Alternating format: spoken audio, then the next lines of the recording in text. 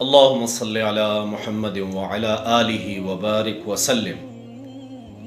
لاکھوں کروڑوں درود السلام امام الانبیاء شافع محشر محمد مصطفیٰ احمد مجتبیٰ صلی اللہ علیہ وسلم اور ان کی آل طیبین طاہرین پر۔ تو میرے بھائیوں اور میری بہنوں، اللہ رب العزت نے قرآن میں مومنین کے لیے شفا رکھی ہے، تمام پریشانیوں کا حل رکھا ہے، اور احادیث مبارکہ میں بھی جو کچھ آتا ہے وہ بھی اللہ کی طرف سے ہے۔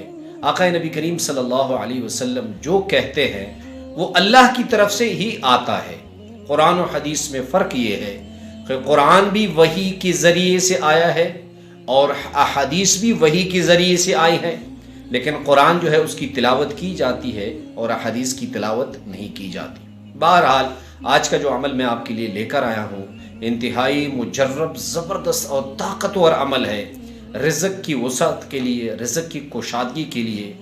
یہ ہمارا یقین ہے کہ آقا نبی کریم صلی اللہ علیہ وسلم جو کہتے ہیں وہ سچ ہے۔ آسمان نیچے، زمین اوپر جا سکتی ہے، لیکن آقا نبی کریم صلی اللہ علیہ وسلم کے قول کی صداقت میں کسی کو کوئی شک نہیں ہو سکتا۔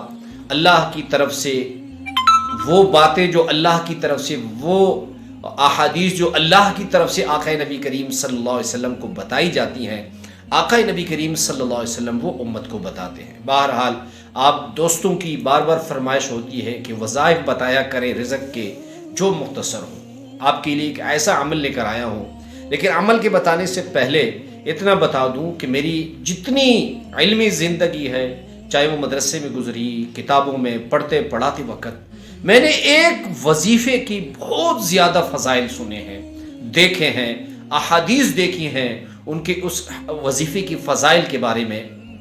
وہ اتنا مجرب ہے، رزق کے لیے بھی، پریشانیوں کے لیے بھی انتہائی مجرب ہے۔ تو دیکھیں آقا نبی کریم صلی اللہ علیہ وسلم کی حدیث مبارکہ ہے کہ جو شخص، مفہوم ایسے ہے، گھر میں داخل ہوتے وقت السلام علیکم کہے، السلام علیکم ورحمۃ اللہ۔ گھر میں کوئی ہے پھر بھی سلام کرے، اگر نہیں بھی ہے پھر بھی سلام کرے۔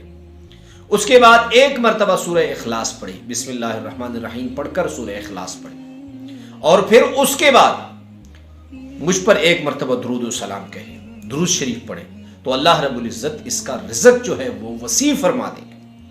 اسی طرح ایک اور حدیث ہے، حضرت علی المرتضیٰ رضی اللہ عنہ نقل فرماتے ہیں، حضرت علی فرماتے ہیں کہ جو شخص صبح کی نماز کے بعد، فرض نماز کا سلام پھیرنے کے فوراً بعد 10 مرتبہ سورہ اخلاص پڑھے، اللہ رب العزت اس کی دن کی جتنی پریشانیاں ہوں گی وہ ساری ختم فرما دیں گے۔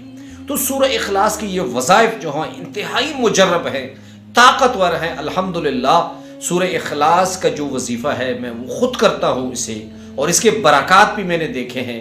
اللہ رب العزت آپ کی تمام پریشانیاں جو ہے وہ حل فرمائے۔ اس وظیفے کو اپنا معمول بنا لے، اللہ رب العزت آپ کے رزق میں، کاروبار میں، گھر میں، دکان میں برکت عطا